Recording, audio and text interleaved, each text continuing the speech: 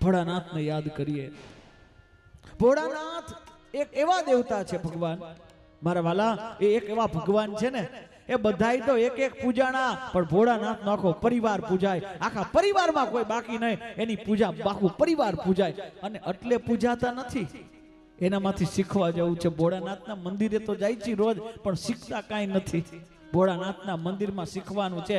જો ભોળાનાથના મંદિરમાં જાવ એટલે 11 પગથિયા આવે, 5 અને એક મોટું પગથિયું આવે. 11 પગથિયા શું છે? 5 જ્ઞાનેન્દ્રિયના, 5 કર્મેન્દ્રિય અને 11મું મન. આ મન ઉપર વિજય મેળવીને ભોળાનાથના મનને મારીને ભગવાનના શરણમાં જવું જોઈએ. મન હાવ હારીને ભગવાનના શરણમાં જવું જોઈએ. આ 5 ઇન્દ્રિયોને જીતીને ભગવાનના દ્વારમાં જવું પડે. 5 જ્ઞાનેન્દ્રિય, 5 કર્મેન્દ્રિય ને 11મું મન, અને જીતીને ભોળાનાથના આ મંદિરમાં પ્રવેશ કરવો જોઈએ. અને પછી તમે જોવો તો સૌથી પહેલા કોઈ બેઠો હોય ને તો ભગવાનનો પોઠિયો. તો તમને એમ ન થાય કે ત્યાં કાં બેઠો, અને બેઠો હોય તો મોઢું આમ બહાર ન રાખે, બધા આવતા હોય ને વેલકમ કરવા, પણ એ બાજુ મોઢું નતું. શંકર ભગવાનની સામે મોઢું છે, પોઠિયાનું મોઢું શંકર ભગવાનનું. તો આ શું કામ? આ પોઠિયું એટલે કોણ? આ વૃષભધ્વજ, આ બળદ નથી મારા વાલા, સાક્ષાત ધર્મ છે. પોઠિયો છે ને, નંદી છે ને, એ ધર્મનું પ્રતીક છે. ધર્મની દ્રષ્ટિ હંમેશા શિવ તરફ હોવી જોઈએ.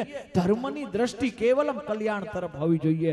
આ શિવનો અર્થ જ કલ્યાણ થાય. શંકર ભગવાનના અર્થ કરી શિવ, એ બોલીને એનો અર્થ કલ્યાણ થાય. ધર્મની દ્રષ્ટિ હંમેશા કલ્યાણ માટે હોય. જો તમે ધર્મ કરો અને કોકનું કલ્યાણ થાય તો જ તમે ધર્મ કરો, અને કોકનું અહિત થતું હોય ને તમે કરો, એ ધર્મ જ નથી. એના જેવો મોટો પાખંડ અને અધર્મ બીજો કોઈ ન હોઈ શકે.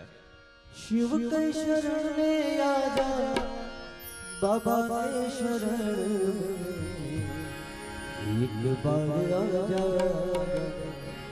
शिव की शरण में एक बार आजा, आजा शिव की शरण. આ એક વખત જે શિવની શરણમાં આવ્યા, આ પોઠિયો છે એ શિવ બાજુ મોઢું રાખીને, કલ્યાણ બાજુ મોઢું રાખી અને દ્રષ્ટિ કરીને બેઠો હોય. અને બીજો એક તમને પ્રશ્ન કરું, તમે બધા રોજ મંદિરે જાઓ છો, આખા પરિવારમાંથી, ભોળાનાથના આખા પરિવારમાંથી કાચબો કોઈનું વાહન નથી. શંકર ભગવાનનું વાહન પોઠિયો છે, શંકર ભગવાનના ગળામાં નાગ છે, ઓલો મોર છે ઈ કાર્તિક ભગવાનનું વાહન છે, ગણપતિનું વાહન ઉંદેડો છે, માતાજીનું વાહન સિંહ છે. આ કાચબો અહીંયા કરે છે શું? એ મંદિરમાં કાચબો કોણ છે અને કાચબો શું કરે છે?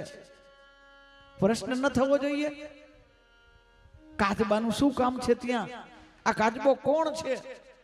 ધર્મ પછી સીધું કોઈનું બેહણું હોય, કોઈ બેઠા હોય, કોઈનું સ્થાન હોય તો એ કુર્મનું છે. કાચબો શું કામ? કાચબો બે માટે છે. કાચબાથી બે વસ્તુ સાબિત થાય. ભોળાનાથના મંદિરમાં જઈએ, કાચબા જેવો ઇન્દ્રિયોનો નિગ્રહ બીજું કોઈ ન કરી શકે. ઇન્દ્રિયોનો નિગ્રહ કાચબો. એ જોજો, કાચબો પાણીમાં હોય ને એને લાગે ને કે હવે મને કોઈ ખાઈ જશે અથવા મને કોઈ મારું મૃત્યુ નજીક છે, એટલે પોતાના અંગને પોતામાં છુપાવી લે છે. ઇન્દ્રિયોનો નિગ્રહ કરવાનો. એમ આપણે પણ બીજું તો કોણ મારી શકે? આપણે ભલભલા મોટી મોટી કામનાઓ આપણે મારતી હોય, અને જ્યારે કામનાના યુદ્ધ ચાલુ હોય અને કામનાઓ આપણી ઉપર પ્રહાર કરે ને, ત્યારે આપણે ઇન્દ્રિયોને પોતામાં ખેંચી લઈને તો આપણે ભોળાનાથના આગળ બેહી જાય. મારા વાલા, કામનાઓનો જે નિગ્રહ કરી શકે એ આગળ આવી શકે, જે કામનાઓનો નિગ્રહ કરે. અને બીજું, આપણે બધાય વૈષ્ણવી પરંપરામાં કહેતા હોય, ઘણા એમ કે વૈષ્ણવ વાળા એમ કે અમે કાનુડાને જ માનીએ, ભોળાનાથને ન માનીએ. તો આંખ ખોલીને સાંભળજો, ભોળાનાથના મંદિરમાં કુર્મય કુર્મ જ નથી, એ કુર્મ નારાયણ છે. કુર્મો કાચબો એ નારાયણ છે. આ દુનિયામાં સૌથી મોટામાં મોટા ભોળાનાથના ભગવાન હોય તો નારાયણ છે, અને મોટામાં મોટા વૈષ્ણવ આ દુનિયામાં હોય તો ભોળાનાથ એ સૌથી પહેલા વૈષ્ણવ છે. અને મોટામાં મોટા વૈષ્ણવ કોઈ હોય તો મારો ભોળોનાથ છે.